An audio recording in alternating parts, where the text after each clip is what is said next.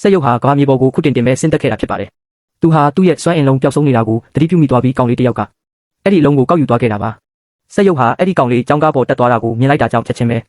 အနောက်ကနေလိုက်လံဖမ်းဆီးပါတော့တယ်။ဒါပေမဲ့သူ့ကိုမီခါနီလေးတင်စက်ရုပ်ရဲ့ဘက်ထရီအားကုန်သွားခဲ့ပါတယ်။သူဟာဘာမှမလုပ်နိုင်ပဲကြောင်းကားကြီးမောင်းထွက်သွားတာကိုစောင့်ကြည့်နေခဲ့ရပါတယ်။စွမ်းအင်လုံးကိုပြန်ရဖို့အတွက်သူဟာကြောင်းထဲကိုဝင်ရောက်ဖို့ကြိုးစားခဲ့ပေမဲ့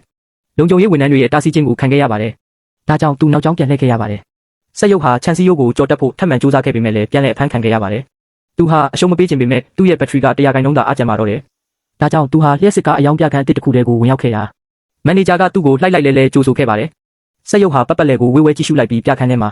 အားပြည့်သွင်းထားတဲ့ကားအများပြားကိုတွေ့ရှိသွားပါတယ်။သူဟာကားတစ်စီးစီတို့အလောတကြီးပြေးသွားခဲ့ပေမဲ့ကားကိုကင်လိုက်တဲ့စက္ကန့်မှာလျှက်စစ်တအားလုံးဝပြတ်တောက်သွားပြီးမြေပြင်ပေါ်ကိုလဲကျသွားပါတော့တယ်။မန်နေဂျာကတော့စက်ရုပ်ဟာကားအောက်ခြေကိုငုံကြည့်ချင်လို့လဲကျသွားတာလို့